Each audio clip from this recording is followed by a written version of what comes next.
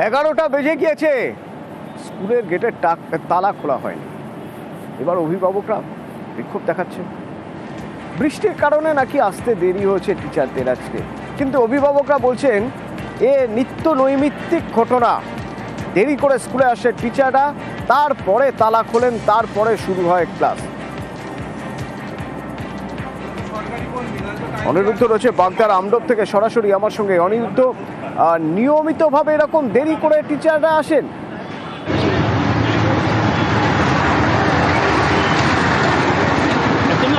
উত্তর চব্বিশ পরগনার বাগদা ব্লকের আমডোব অভিভাবকরা রীতিমতন স্কুলের সামনে ক্ষোভে ফেটে পড়ে। তাদের দাবি যে প্রায়ই এরকম 11টার পরে স্কুলের গেটের তালা খোলা হয় এবং রাস্তার পাশে স্কুল, ছাত্রছাত্রীরা এই রাস্তার পাশেই খেলাধুলা করতে থাকে। যখন তখন দুর্ঘটনা ঘটতে পারে তেমন কিন্তু আশঙ্কা করছেন তারা, এবং দীর্ঘদিন ধরে তারা এই ধরনের জিনিস দেখে আসছেন।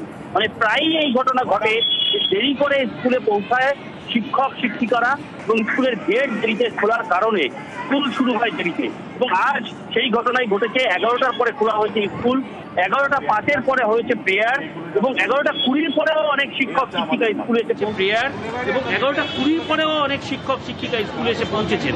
কিন্তু তারা অজুহাতও খাড়া করেছেন, প্রাকৃতিক দুর্যোগের কথা বলছেন। কিন্তু অল্প বৃষ্টির কারণে কি করে এরকম দেরি হলো সে প্রশ্নের উত্তর কিন্তু প্রধান শিক্ষকও দিতে পারেনি এবং স্কুলের শিক্ষকরাও দিতে পারেনি। তারা দেরিতে স্কুলে এসে পৌঁছেছেন। প্রধান শিক্ষক অবশ্য অজুহাত খাড়া করেছেন যে স্কুলের যে চাবি, সেই চাবি ছিল না, সেই কারণে স্কুলের গেট খুলতে দেরি হয়েছে এবং বৃষ্টির কারণে তারা সঠিক সময়ে পৌঁছাতে পারেনি। এরকম ঘটনা আগে কখনো হয়নি বা হয় না, আজই এই ঘটনা ঘটেছে তেমন কিন্তু দাবি করেছেন প্রধান শিক্ষক। অতনু, ধন্যবাদ। 11টা বেজে গেছে, তবুও আমাদের এই প্রাইমারি স্কুলের গেটের তালা এখনও খোলেনি। বাচ্চারা বাইরে ঘুরে বেড়াচ্ছে, খেলা করছে, সামনেই রাস্তা, একটা অ্যাক্সিডেন্ট হলেও হতে পারত। এগুলো দেখার পরে আমরা সবাইকে ডাকলাম, গার্জিয়ান পক্ষ এসছে যে এটা তো দীর্ঘদিন চলতে পারে না, মাঝে মাঝে এরকম হয়।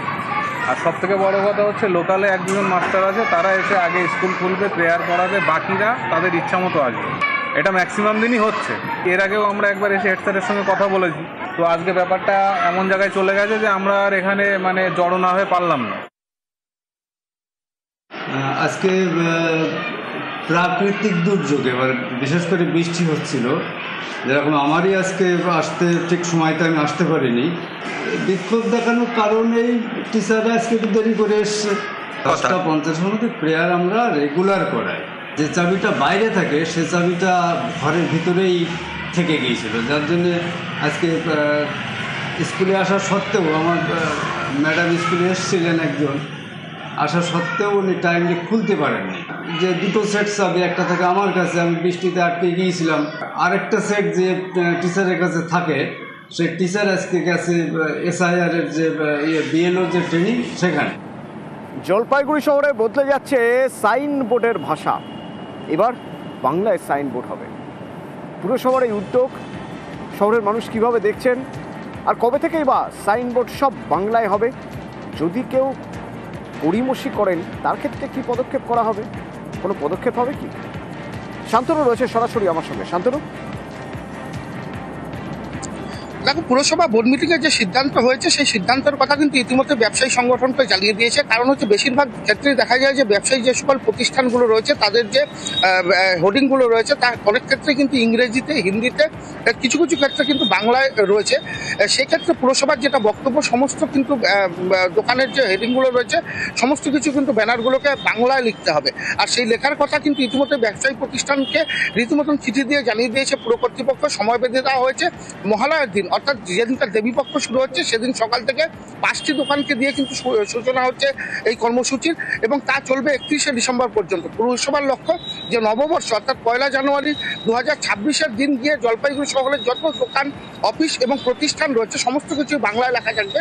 এটাই হচ্ছে পুরসভার লক্ষ্য। তার কারণ হচ্ছে বাংলা ভাষাকে প্রাধান্য দেওয়া এবং বাংলার গুরুত্ব, এবং যারা জলপাইগুড়িতে আসছেন তারা যাতে বাংলায় দেখতে পারেন, বাংলায় চিনতে পারেন, সেই জন্যই কিন্তু দিক নির্দেশ করার জন্যই কিন্তু এই বাংলাকে গুরুত্ব দেওয়া হচ্ছে। ইতিমধ্যে কিন্তু ব্যবসায়ী প্রতিষ্ঠানগুলো পুরসভার এই উদ্যোগকে স্বাগত জানিয়েছে। তারা জানিয়েছেন যে দেবীপক্ষের দিন থেকে তারাই এই কর্মসূচিতে সামিল হবেন, অর্থাৎ একে একে সকলেই তাদের দোকান এবং প্রতিষ্ঠান যেগুলো রয়েছেন সেগুলোর যে হোর্ডিংগুলো রয়েছে সেগুলো বদলে ফেলবেন। নিজেদের মতন করে তারা সময় চেয়ে নিয়েছিলেন এবং পুরসভার সাথে কথা বলে সেই সিদ্ধান্তই কার্যকর হতে চলেছে বলে জানা গিয়েছে। অতনু, ধন্যবাদ।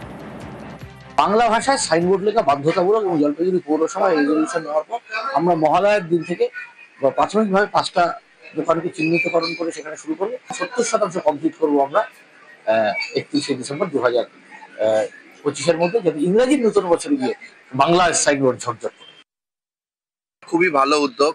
আমরা যেহেতু বাঙালি, আমাদের মাতৃভাষা বাংলা, আমরা বাংলায় সমস্ত দোকানের পোস্টারগুলি মহালয়ার দিন চেষ্টা করব লাগানোর। সুন্দরবনের দিক দিয়ে 19 জন বাংলাদেশি মৎস্যজীবী অনুপ্রবেশের চেষ্টা করছিলেন, তাদের আটকে দেওয়া গিয়েছে। কোথা থেকে অনুপ্রবেশের চেষ্টা করছিলেন, কিভাবে তাদের আটকানো হলো? অনুপ রয়েছেন আমার সঙ্গে ফোনে। অনুপ, দেখো, যেটা আমরা পুলিশ সূত্রে জানতে পারছি যে গত 12 তারিখে কিন্তু বাংলাদেশের 19 জন মৎস্যজীবী ভারতীয় জলসীমা দিয়ে বাংলাদেশের থেকে ভারতের মধ্যে প্রবেশ করে। সেই ঘটনায় টহলরত বিএসএফ কর্মীরা তাদের কিন্তু আটক করে এবং তাদের জিজ্ঞাসাবাদ করলে তাদের জানা যায় যে এই 19 জন কিন্তু বাংলাদেশ থেকে এসেছে।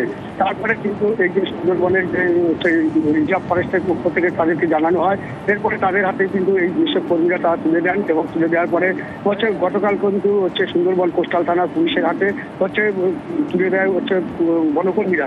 এরপরে কিন্তু তাদের কিন্তু আজকে আলিপুর আদালতে পাঠানো হয়েছে এবং পুলিশ সূত্রে যেটা আমরা জানতে পারছি, 19 জনের মধ্যে কিন্তু 2 জনকে তারা কিন্তু জিজ্ঞাসাবাদের জন্য কিন্তু নিজেদের হেফাজতে নেবে বলে জানিয়েছে।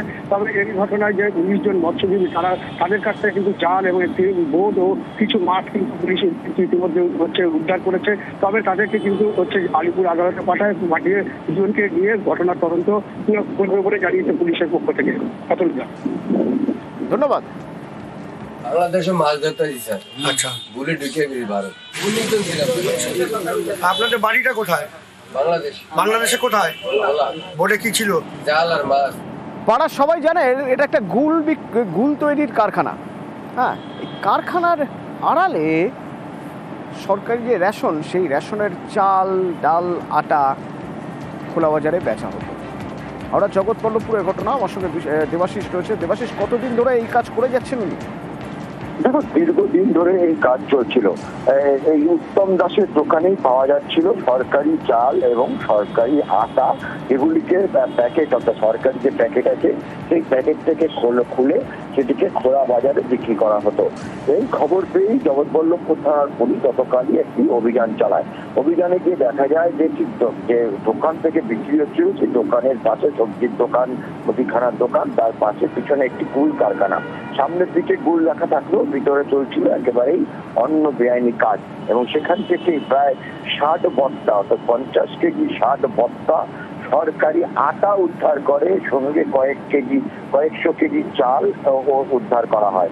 উত্তমবাবুর দাবি যে গরিব মানুষ বা ভিখারিরা যারা রেশন দোকান থেকে চাল কিনছেন, আটা কিনছেন, তারা সেগুলিকে ব্যবহার না করে তার কাছে নাকি বিক্রি করে দিয়ে যান। কিন্তু যদি গরিব মানুষ বিক্রি করে তাহলে এত পরিমাণ হবে কি করে? সেটা নিয়ে প্রশ্ন ওঠে। ইতিমধ্যেই তাকে জিজ্ঞাসাবাদের পর তার কথা অসঙ্গতি হওয়ার পর আজ তাকে গ্রেপ্তার করা হয়েছে। তাকে হাওড়া আদালতে তোলা হবে এবং এই জিনিসগুলি কোথা থেকে আসতো, কোথায় যেত, তা পুরো খতিয়ে দেখছে জগৎবল্লভপুর থানার পুলিশ।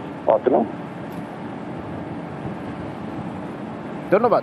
আমাদের কাছে যারা ভিখারিরা বলো, বাউন ঠাকুর বলো, যে কেউই চাল যখন নিয়ে আসে আমাদের কেনা হয়। ভিখারিরা সরকারি চালই পায় আর বাউন ঠাকুরেরা সরকারি চালই পায়। হ্যাঁ, আটা দিয়ে গেছে কেউ। মাল এতে যাচ্ছে, জঙ্গলপাড়া যাচ্ছে। সরকারি রেশন কোম্পানি কিনছে, রেশনওয়ালারা কিনছে, রেশনের সামনে কিনছে, সকলে কিনছে।